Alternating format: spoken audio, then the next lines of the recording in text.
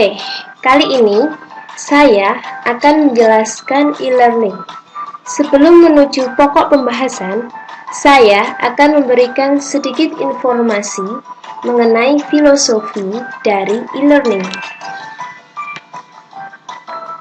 Yang pertama, e-learning merupakan penyampaian informasi, komunikasi, pendidikan, pelatihan secara online. Yang kedua, e-learning menyediakan seperangkat alat yang dapat memperkaya nilai belajar secara konvensional atau model belajar konvensional, kajian terhadap buku teks, CD-ROM, dan pelatihan berbasis komputer, sehingga dapat menjawab tantangan perkembangan globalisasi. Yang ketiga, e-learning tidak berarti menggantikan model belajar konvensional di dalam kelas, tetapi memperkuat model belajar tersebut melalui pengayaan konten dan pengembangan teknologi pendidikan. Kapasitas siswa amat bervariasi, tergantung pada bentuk isi dan cara penyampaiannya. Makin baik keselarasan antar konten dan alat penyampai dengan gaya belajar, maka akan lebih baik kapasitas siswa yang pada gilirannya akan memberi hasil yang lebih baik.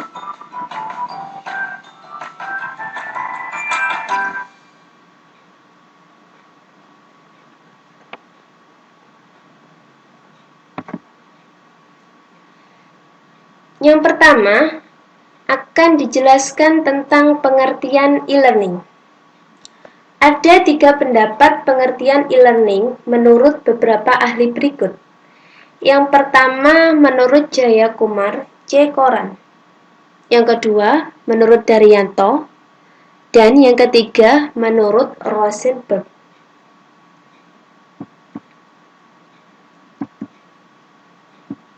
Menurut Jayakumar C. Koran, e-learning adalah sembarang pengajaran dan pembelajaran yang menggunakan rangkaian elektronik, LAN, WAN, atau internet untuk menyampaikan isi pembelajaran, interaksi, atau bimbingan. Ada pula yang menafsirkan e-learning sebagai bentuk pendidikan jarak jauh yang dilakukan melalui media internet. Yang kedua menurut Daryanto, e-learning adalah sistem pembelajaran yang memanfaatkan media elektronik sebagai alat untuk membantu kegiatan pembelajaran. Yang ketiga yaitu menurut Rosenberg, e-learning merujuk pada penggunaan teknologi internet untuk mengirimkan serangkaian solusi yang dapat meningkatkan pengetahuan dan keterampilan. Selanjutnya akan dijelaskan tentang perbedaan pembelajaran konvensional dengan e-learning. Karakteristik pembelajaran konvensional. Guru dianggap sebagai orang yang serba tahu dan ditugaskan untuk menyalurkan ilmu pengetahuan kepada pelajarnya. Siswa cenderung pasif. Karakteristik e-learning. Pelajar mandiri pada waktu tertentu dan bertanggung jawab untuk pembelajarannya. Siswa lebih aktif dan inisiatif.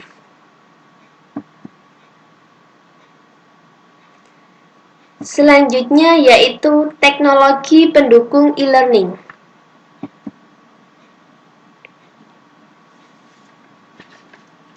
Dalam praktiknya, e-learning memerlukan bantuan teknologi.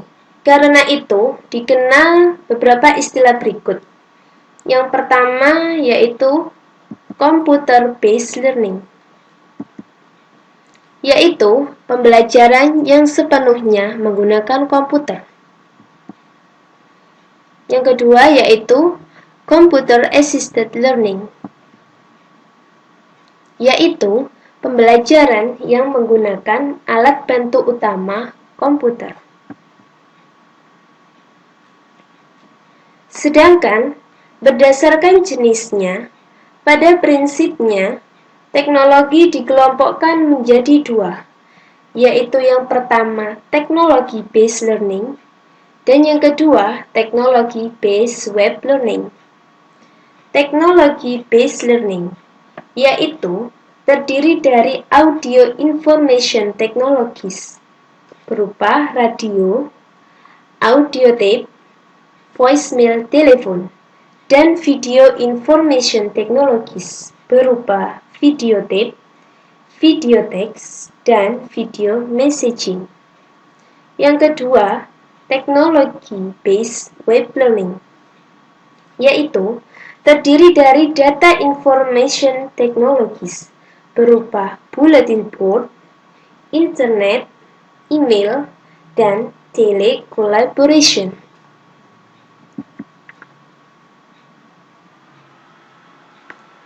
Selanjutnya yaitu kelebihan e-learning.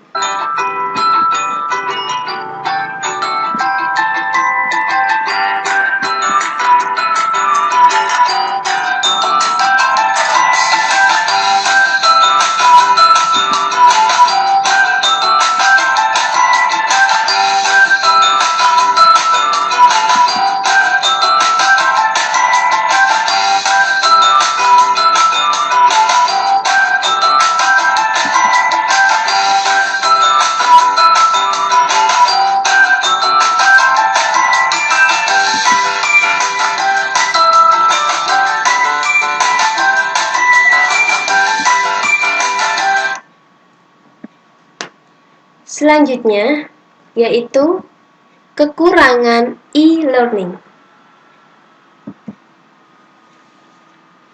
Yang pertama, membutuhkan koneksi internet. Yang kedua, yaitu membutuhkan motivasi dan kemandirian belajar. Siswa yang tidak mempunyai motivasi belajar yang tinggi cenderung gagal. Yang ketiga, materi keterampilan sulit diakomodasi. Dan kurangnya interaksi antara guru dan siswa atau siswa dengan siswa.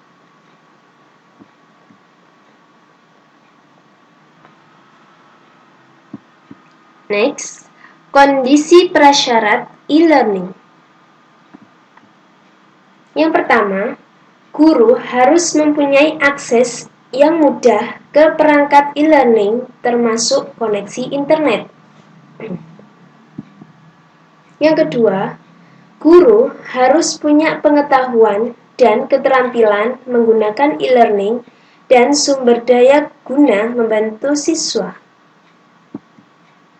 Yang ketiga, tersedianya konten digital atau bahan ajar yang mudah dipahami guru dan siswa.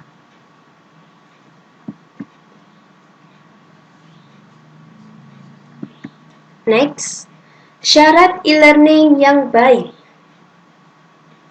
Menurut Ono W. Purbo, untuk dapat menghasilkan e-learning yang menarik dan diminati, ada 3 hal yang wajib dipenuhi dalam merancang e-learning.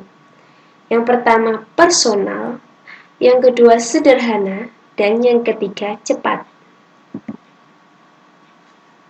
Personal, yaitu pengajar dapat berinteraksi dengan baik seperti layaknya seorang guru yang berkomunikasi dengan murid di depan kelas. Dengan pendekatan dan interaksi yang lebih personal, peserta didik diperhatikan kemajuannya, serta dibantu segala persoalan yang dihadapinya. Hal ini akan membuat peserta betah berlama-lama di depan layar komputernya. Yang kedua yaitu sederhana.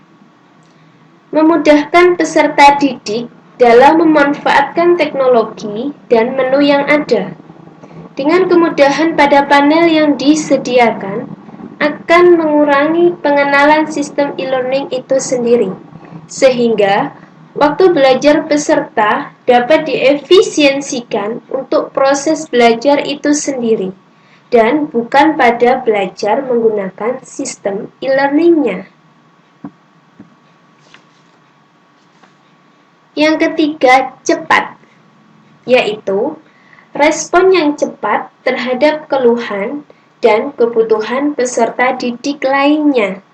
Dengan demikian, perbaikan pembelajaran dapat dilakukan secepat mungkin oleh pengajar dan pengelola.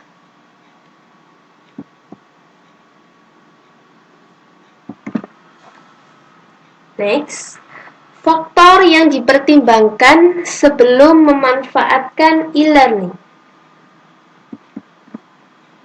Yang pertama yaitu analisis kebutuhan. Apabila analisis ini telah dilaksanakan dan jawabannya adalah membutuhkan atau memerlukan e-learning, maka tahap berikutnya adalah membuat studi kelayakan. Dalam membuat studi kelayakan ada beberapa komponen penilaian sebagai berikut. Yang pertama, apakah secara teknis dapat dilaksanakan? Misalnya, apakah jaringan internet bisa dipasang? Apakah infrastruktur pendukungnya seperti telepon, listrik, komputer tersedia? Dan apakah ada tenaga teknis yang bisa mengoperasikannya? Yang kedua, apakah secara ekonomis menguntungkan? Misalnya, apakah dengan e-learning kegiatan yang dilakukan menguntungkan? Ataukah apakah return on investment atau ROI-nya lebih besar dari 1? Dan yang ketiga, apakah secara sosial penggunaan e-learning tersebut diterima oleh masyarakat?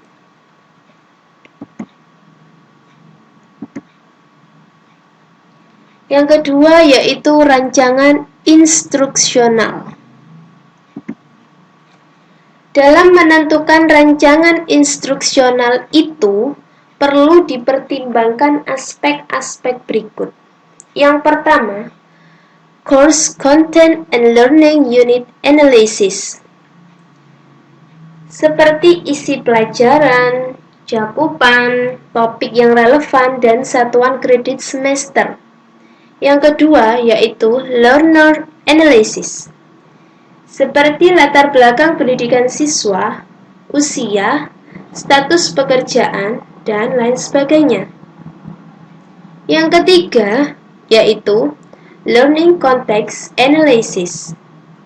Seperti kompetisi pembelajaran apa yang diinginkan, hendaknya dibahas secara mendalam di bagian ini. Yang keempat, Instructional Analysis.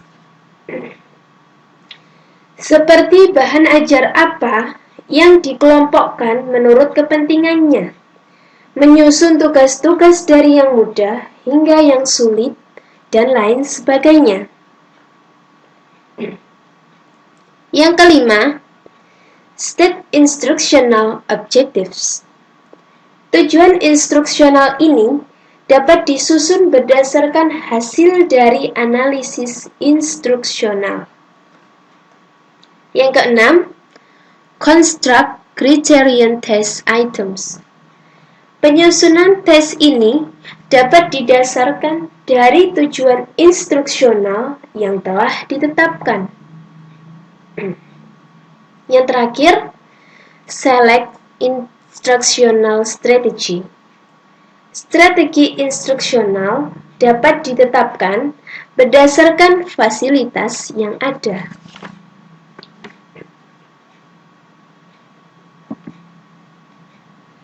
Yang ketiga yaitu tahap pengembangan.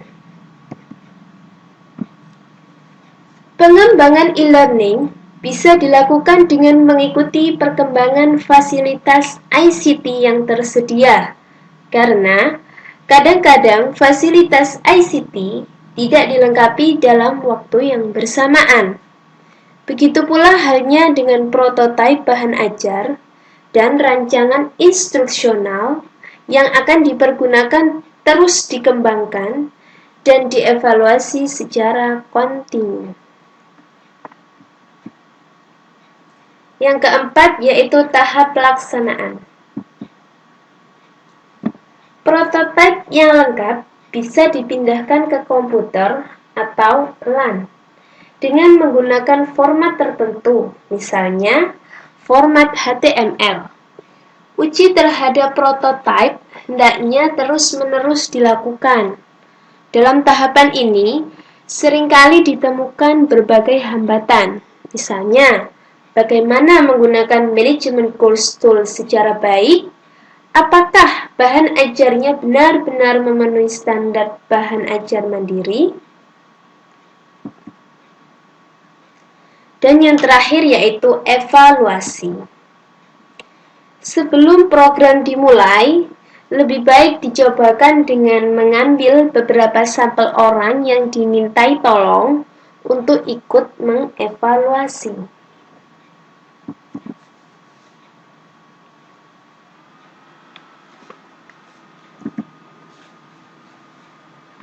Selanjutnya, yaitu pengembangan model e-learning. Pendapat Hauge tentang pengembangan e-learning. Menurutnya, ada 3 kemungkinan dalam pengembangan sistem pembelajaran berbasis internet, yaitu yang pertama, web course adalah penggunaan internet untuk keperluan pendidikan, yang mana peserta didik dan pengajar sepenuhnya terpisah dan tidak diperlukan adanya tatap muka. Seluruh bahan ajar, diskusi, konsultasi, penugasan, latihan, ujian, dan kegiatan pembelajaran lainnya sepenuhnya disampaikan melalui internet. Dengan kata lain, model ini menggunakan sistem jarak jauh. Yang kedua yaitu web-centric course adalah penggunaan internet yang memadukan antara belajar jarak jauh dan tatap muka atau konvensional. Sebagian materi disampaikan melalui internet dan sebagian lagi melalui tatap muka. Fungsinya saling melengkapi.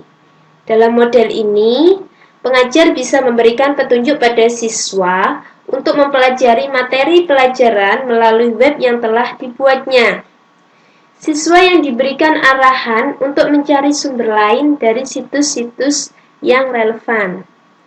Dalam tatap muka, peserta didik dan pengajar lebih banyak diskusi tentang temuan materi yang telah dipelajari melalui internet tersebut.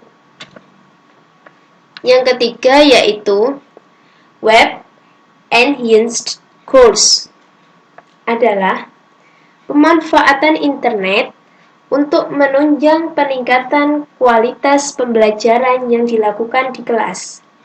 Fungsi internet adalah untuk memberikan pengayaan dan komunikasi antara peserta didik dengan pengajar, sesama peserta didik, anggota kelompok, atau peserta didik dengan narasumber lain.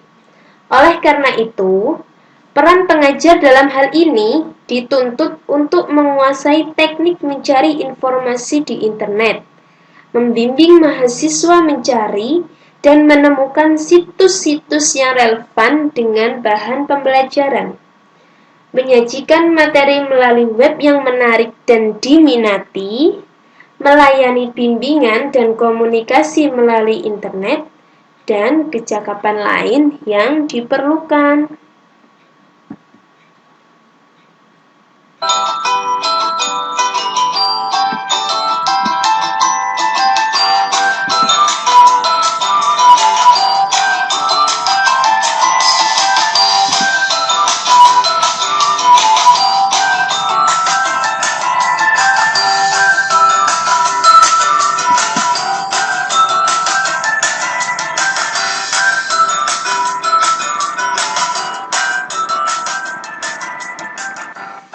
Demikianlah presentasi saya tentang e-learning.